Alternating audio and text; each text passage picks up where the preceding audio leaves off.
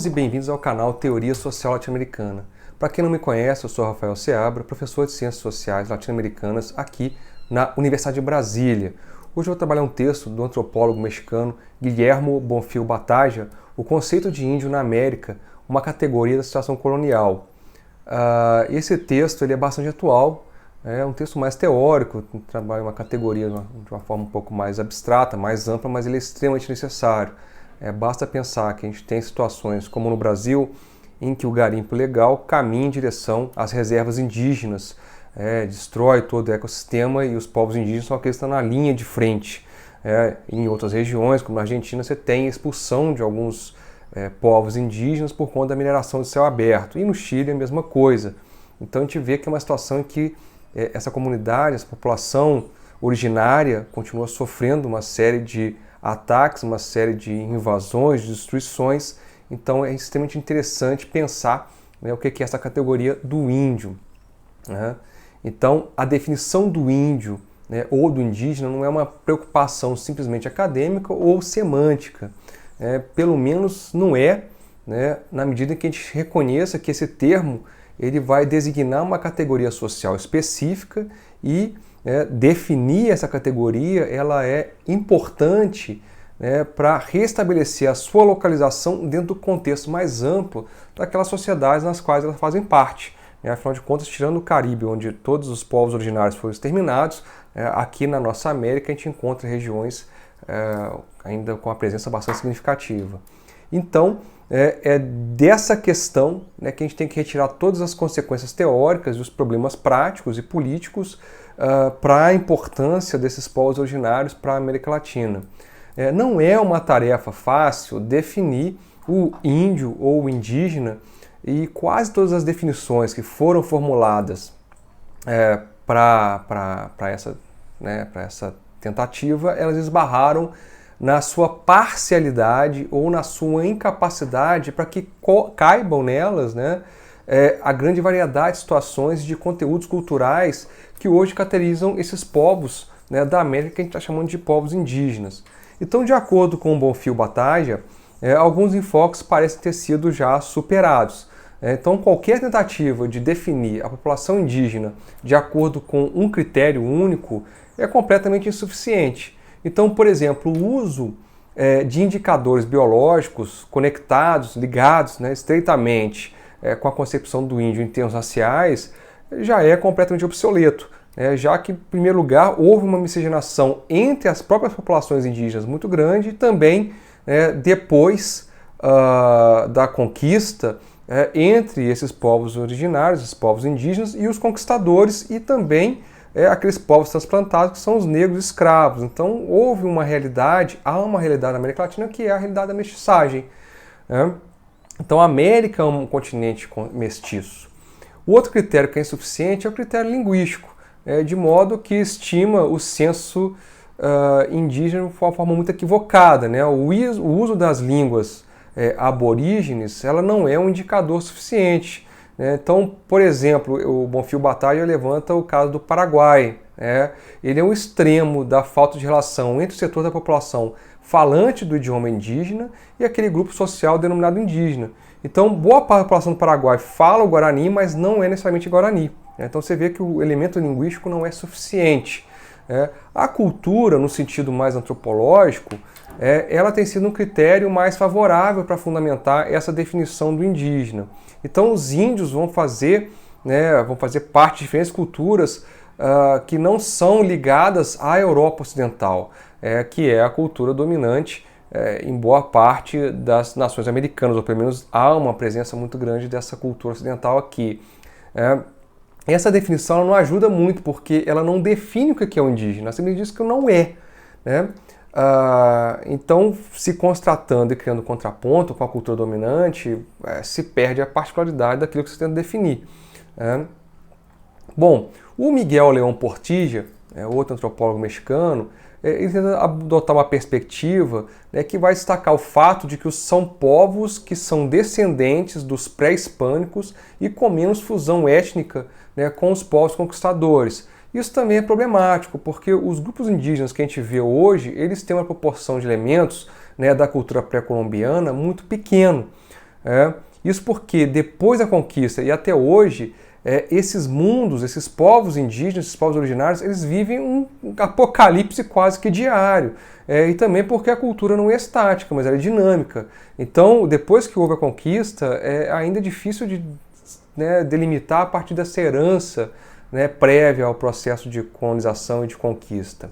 Tem uma segunda leitura cultural que não é menos ruim, que considera o indígena como um membro de um agrupamento social que utiliza objetos, técnicas, ideias e crenças de origem indígena ou até mesmo de origem europeia, mas que são adotadas em grau ou por força entre os indígenas e que já desapareceram de alguma forma na população branca.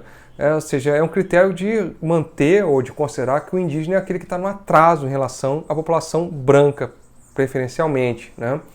Então, não ajuda muito também a entender.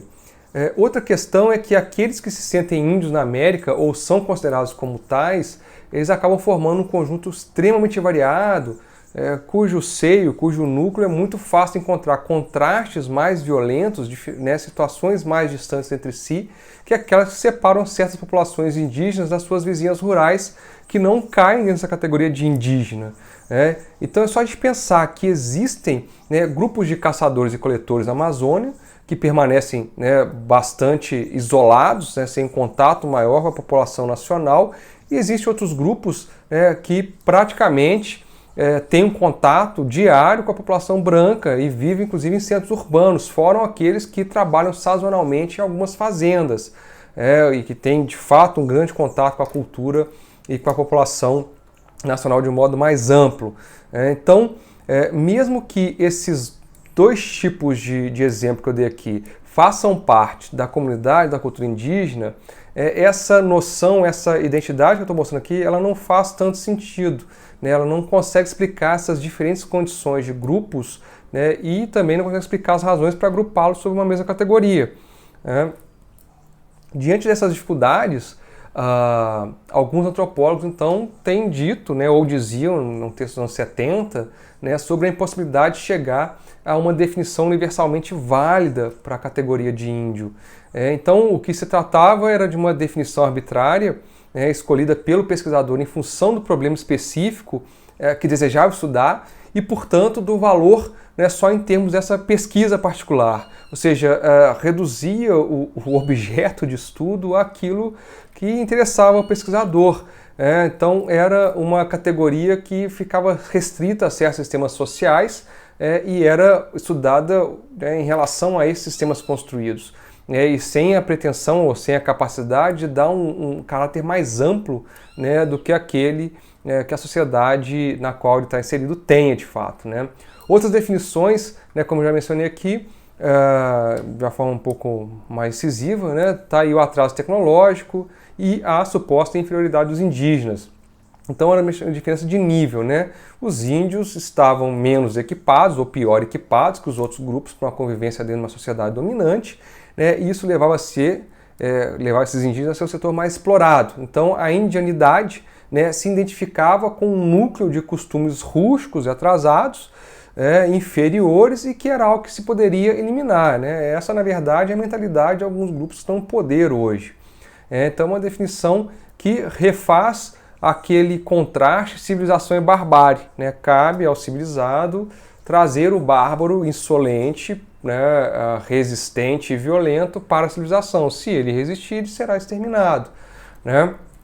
Disso tudo que a gente pôs agora, a gente vai chegando à conclusão de que a definição de índio ela não pode se basear na análise das particularidades próprias de cada grupo, porque são tantas etnias e tantas sociedades. Quando a gente fala de América Latina, embora seja um todo homogêneo, a gente consiga entender e olhar o continente de uma forma mais ampla e nos ver muito parecidos, e a proposta do canal vai nessa direção, as sociedades nacionais e as sociedades indígenas que estão dentro dessa sociedade nacional, e as suas culturas, elas são muito variadas, e elas têm um contraste muito amplo, que nenhuma definição a partir das características de um grupo pode ser incorporada para todos os outros grupos, para todas as etnias, e isso acaba fazendo com que se perca a capacidade de explicação. Então, de acordo com Bonfil Battagia, com o fato de que a categoria de índio né, é uma categoria supraétnica, né, que não denota nenhum conteúdo específico dos grupos que abarca, mas sim uma particular relação, né, entre eles e os outros setores do sistema social mais amplo do qual eles estão inseridos. Então a categoria de índio ela vai denotar a condição de colonizado, né, e se faz necessária a referência à relação colonial. Eu acho que é isso que é interessante dessa discussão que ele traz, né? Então veja que ele está colocando a questão colonial antes desse modismo do decolonial hoje. Eu não sei até que ponto a turma do decolonial debate com o Bonfim Battaglia, que é bastante original e eu diria que quase 50 anos de antecipação aqui no caso. Então, quando que surge essa categoria?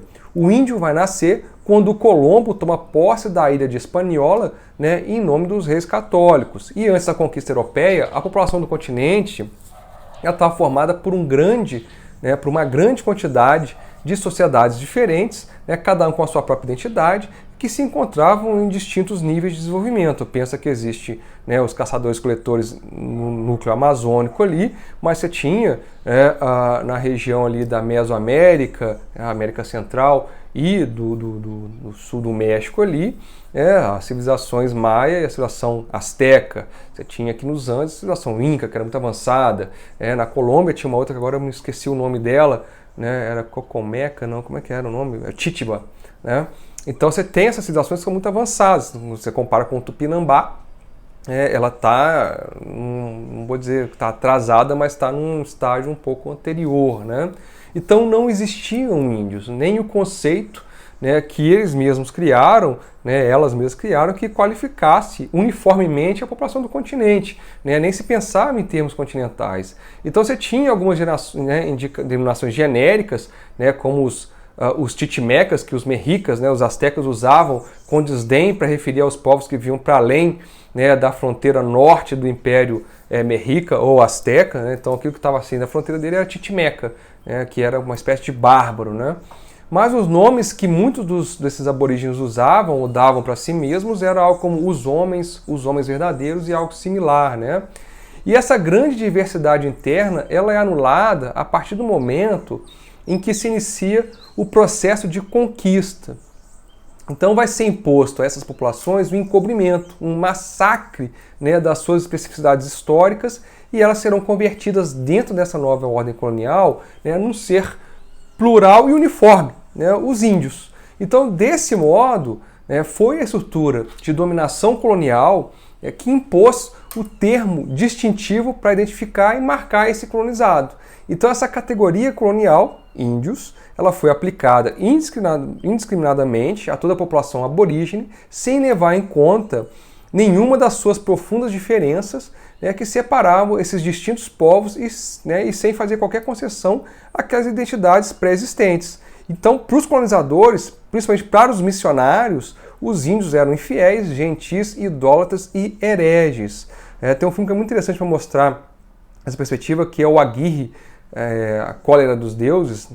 Está traduzido errado o título, né, porque na verdade é Desordem Gottes, traduzido com plural, na verdade as cóleras de Deus, que tem uma cena que eles estão, né, procurando Eldorado, e o indígena vai nadando até a balsa deles, e aí um missionário, um padre, diz ele aqui, né, mostra uma Bíblia e diz assim, aqui está a palavra de Deus. Aí o sujeito lá, o indígena, ele pega a Bíblia, coloca no ouvido e diz, bom, não ouvi nada, e joga no chão.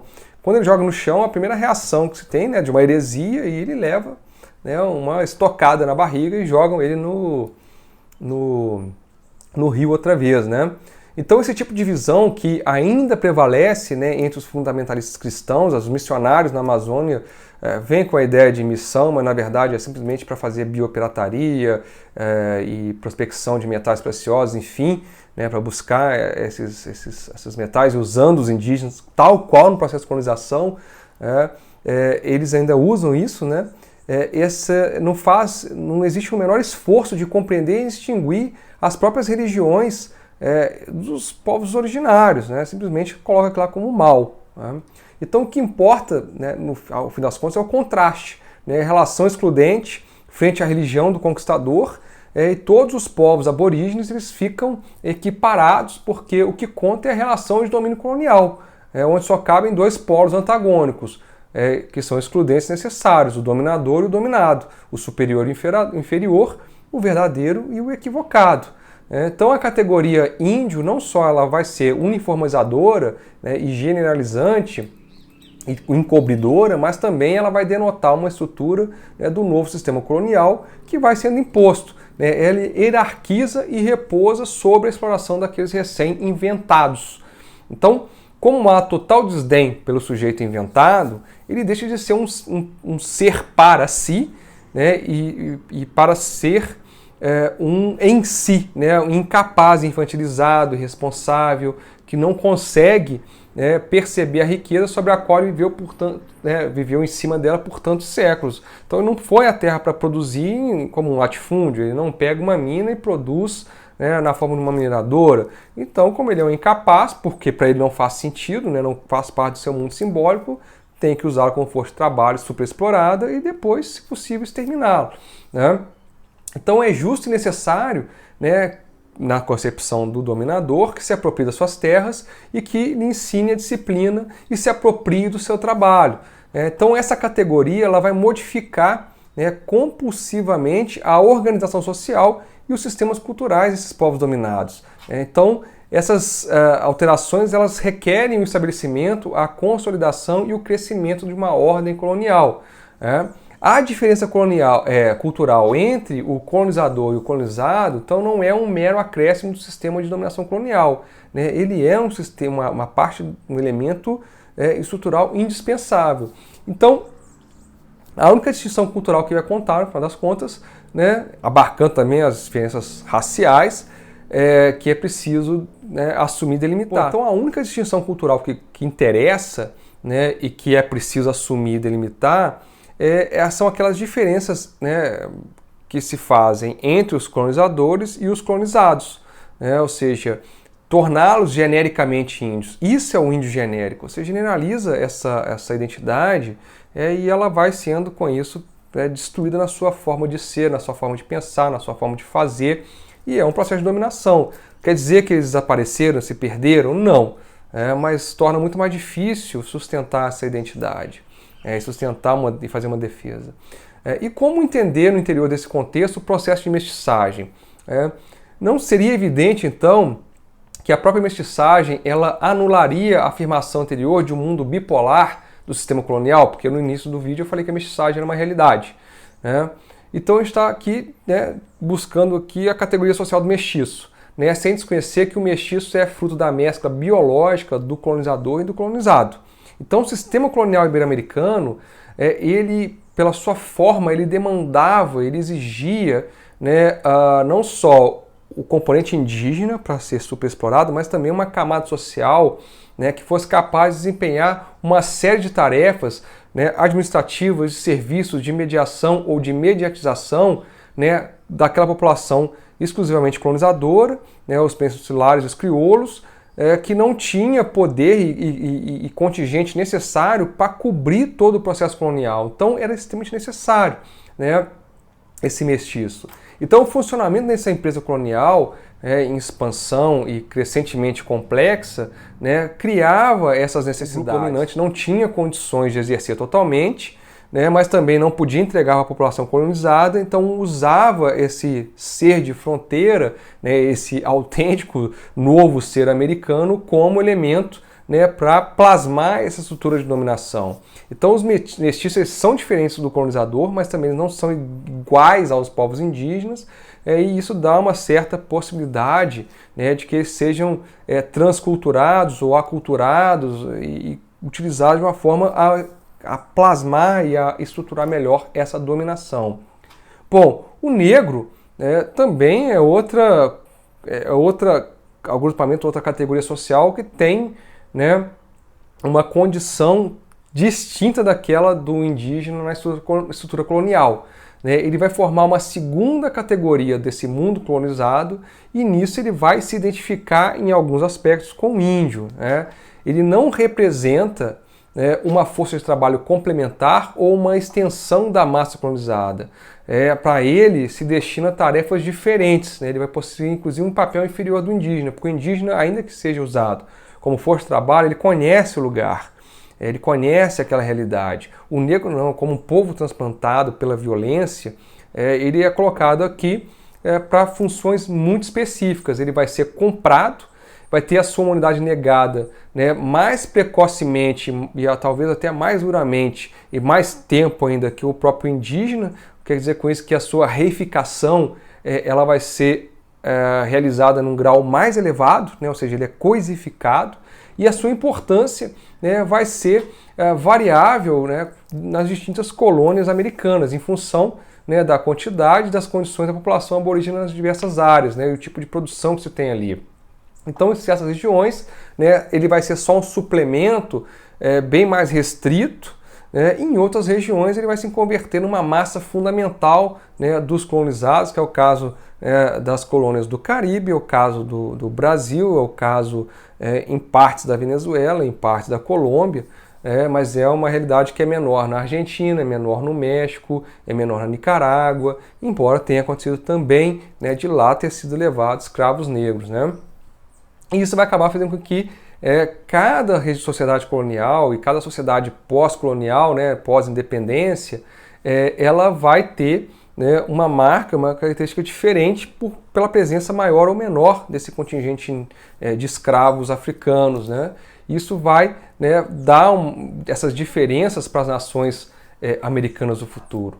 Por outro lado, né, no tratamento destinado a essas populações de origem africana, a gente consegue, né, encontrar ali muitos elementos semelhantes àqueles que vão definir a condição do índio como colonizado, só que frequentemente acentuados pelo regime escravagista, né?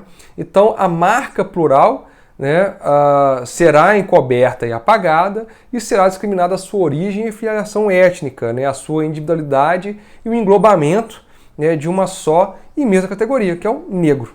Então o negro e o índio são, em síntese, as duas categorias que designam o colonizado na América. Então esses dois segmentos, né, que formam a sociedade colonial, eles vão se definir por uma relação assimétrica, e essa simetria vai se manifestar em todas as ordens da vida e vai conformar, consequentemente, uma situação total. E no interior dessa simetria, o índio, assim como o negro, eles são colonizados e, como tais, eles só podem ser entendidos através dessa relação de dominação que submete, né, a qual o colonizador submete, né? Bom, todos os traços dessas culturas pré-hispânicas vigentes naquele momento do contato, da conquista e da colonização vão adquirir a partir de então um novo significado, né, e já não são mais eles mesmos, né, mas são parte de um sistema maior que também vai abarcar a cultura da conquista, né, a cultura do conquistador. E é isso que vai formando esse ser americano, né, essa nossa americanidade.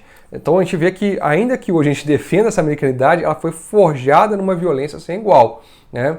Então, assim como essa não pode se entender como um simples transplante da Europa para a América, né, essa cultura, né, da conquista, essa cultura colonial, né, não é simplesmente trazer as instituições espanholas, portuguesas, francesas e inglesas para cá, elas se transformam em algo completamente diferente, né? Também não é possível entender a cultura indígena como uma perpetuação daquelas culturas originais, né, durante todo o período colonial. Essa que é um pouco da ideia do índio genérico, ou seja, vai sendo apagado, vai construindo outra coisa, né, e é um processo dinâmico. Eu estou dizendo, existem ainda suas etnias particulares, seus dialetos, né, suas simbologias, a sua forma de viver, mas essa categoria índio acaba, de certa forma, apagando, né, esses elementos.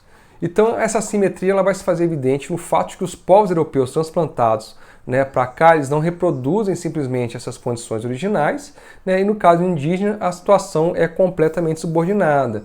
Então os europeus transplantados eles se modificam, né, como eu acabei de dizer, para adaptar ao novo ambiente, né, mas a sua cultura matriz, que pretende, né, expressar aqui no Novo Mundo, vai ter uma autonomia um pouco maior, né, e vai acabar oferecendo um marco principal de referência pela dominação e pela imposição. Então, um sistema de moeda mercantil, um sistema de propriedade, um sistema religioso e um sistema linguístico vão se impor, né, e vão subordinar os outros. Então, você tem as religiões de matriz africana que elas preservam algo daquela origem, mas se combina com o catolicismo, numa forma de sincretismo que é muito bonita, para poder resistir.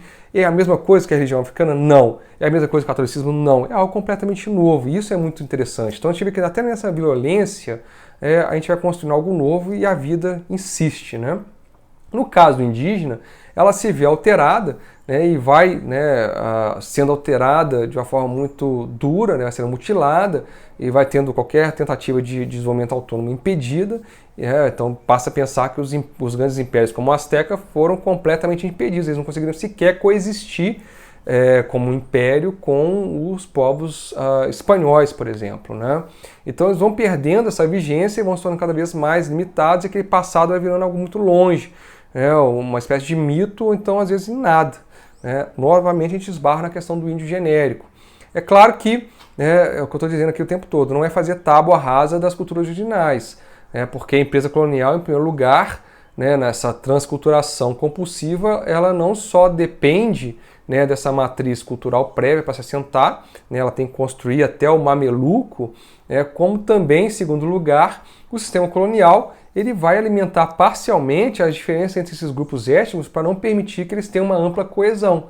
Então é o grande exemplo do negro ladino, e até o Germán Arciniegas se diz, se a gente chama América Latina ou uma América Ladina, porque ainda que tenha essa relação com o românico e com o latim, o que a gente faz aqui não é exatamente a mesma coisa, das línguas latinas europeias, já é algo bastante próprio nosso, né? Então o negro boçal é aquele que é acabado de capturar, vem pelo tráfico negreiro, faz o trajeto infame, enfim, e chega aqui, ele não fala o idioma do conquistador, do colonizador, então ele não consegue entender, e às vezes ele é colocado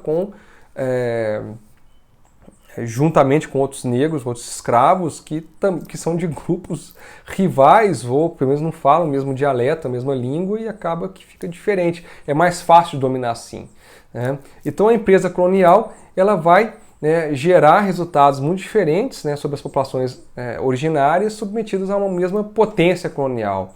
Então essa diversidade de resultados concretos vai obedecer a um complexo entrelaçamento de causas diferentes, mas entre elas tem um peso de singular importância as condições particulares de cada sociedade colonizada. Então a gente tem de um lado a modificação das culturas originais no sentido convergente para se ajustarem à situação que as iguala dentro do sistema colonial, e de outro, elas se particularizam na forma distinta em que são assimiladas em medidas transculturadoras uniformes. O que eu quero dizer com isso?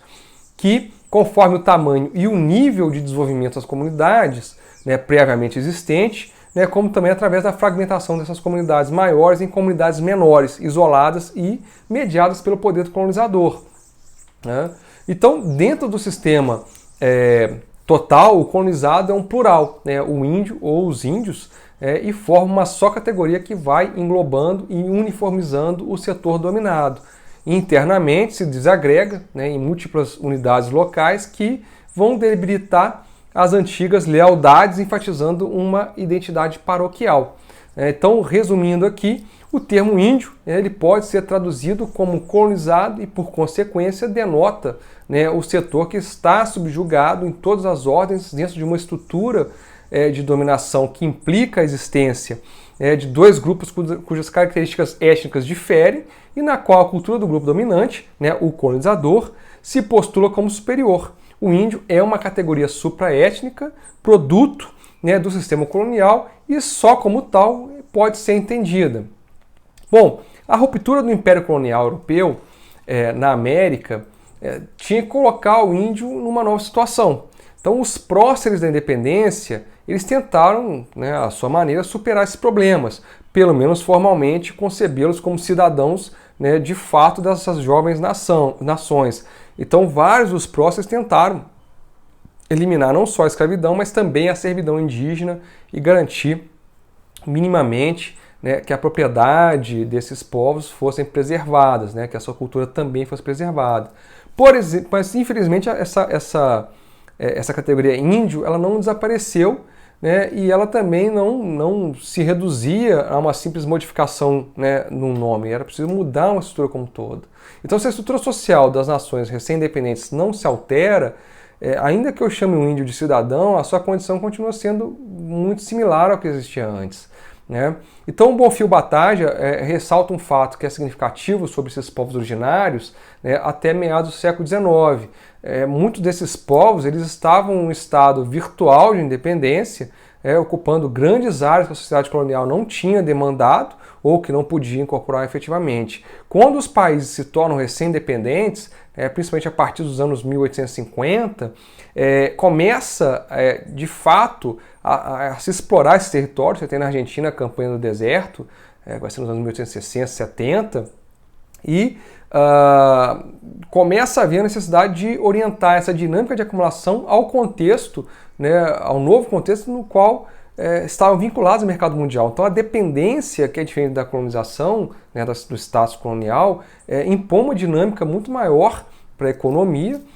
Houve já aí um salto, né, nas revoluções industriais, as revoluções burguesas, então acaba que o capitalismo está mais dinâmico e o papel da dependência, né, como coadjuvante desse processo impõe um uso mais acelerado e mais ampliado dos espaços. A independência e a formação das nações americanas, elas vão acabar repercutindo num novo impulso para essa expansão territorial, só que o que é mais importante é que a atitude nacional frente a essa expansão, a atitude com os índios, né, que ocupavam essas terras por serem conquistadas, foi precisamente uma atitude de conquista, que em nada se distinguiu daquilo que caracterizou os colonizadores europeus do século XVI e século XVIII. O Agustín Cueva, ele também descreve isso como uma espécie de segunda conquista. Então, às vezes até mais dura, porque era literalmente um extermínio, enquanto na época do período colonial, como, por exemplo, a escravidão negra em algumas regiões foi colocada para não desaparecer com a população indígena, né? Então até eles eram um pouco mais protegidos, como eu disse antes. Depois não, né, na formação dos Estados Nacionais. Então os documentos da época vão revelar essa semelhança, né, com as crônicas dos primeiros conquistadores. O índio vai continuar aparecendo nesses documentos com as mesmas características que lhe eram atribuídas no século XVI. Né, os mesmos estereótipos, os mesmos preconceitos, consolidados em mais de 300 anos de conquista colonial, né, continua sendo parte dessa exigência de racionalizar a ordem, né, de domínio e exploração imperante. Bom, então esse processo segue em marcha. Né? Milhões de quilômetros da Amazônia ainda são, né, para todo efeito, para essas classes dominantes, uma terra só habitada por indígenas, ou seja, terra de ninguém. Então o Brasil e outros países que compartilham, né, o território amazônico, eles veem essa proporção de terra, né, de uma maneira muito semelhante com aquelas que foram vistas no alvorecer da conquista e nesse processo de independência. São frentes de expansão agrícola, mineral e madeireira, e seguem, né, ainda moldando, né, constantemente, ou reduzindo constantemente os limites de floresta. São novos territórios de conquista, e nessa condição esses povos originários que habitam essas regiões são os inimigos, né, da nação, são os inimigos do progresso, são os inimigos da civilização. E ainda que a Constituição os reconheça como cidadãos, né, e cidadãs plenos de direitos. Ou seja, qualquer exploração na terra indígena tem que ser feita a consulta prévia. Então o que a gente vê é basicamente ainda o ideário de civilizar o índio, dominá-lo, catequizá-lo, né, efetivar o etnocídio, e qualquer resistência real ou imaginária justifica esse genocídio como forma mais extrema de etnocídio. Faz, ao final, uma crítica, né, à noção de etnia. Né, para ele, é uma categoria aplicável para identificar as unidades socioculturais específicas, né, mas é uma categoria muito mais descritiva do que analítica. Então, a gente consegue falar de Siou, né, de Tarahumara, de Aimara, ou Toba, né, ou Tupinambá, ou Guarani. A gente faz referência, nesse caso, às características distintivas, né, de cada um desses grupos, e não a sua posição dentro das sociedades globais, né, das quais elas fazem parte. Então a gente acaba nomeando entidades históricas que alguma vez foram autônomas e que hoje estão colonizadas, e que no futuro, assim se espera, terão se libertado. Então são grupos que não se constituíram, não se construíram e se definiram por uma relação de dominação, mas sim por uma trajetória, né, e uma continuidade histórica. Que a identidade étnica, né, não é uma condição permanente subjetiva, mas o resultado, né, de processos históricos específicos que vão dotar, né, esse grupo de um passado comum e de uma série de formas de relação e códigos de comunicação que vão servir de fundamento para a persistência, né, dessa identidade étnica. Então, essas etnias que foram submetidas, elas sofreram, né, claramente os efeitos da situação colonial. Então, em maior ou menor grau, essa cultura indígena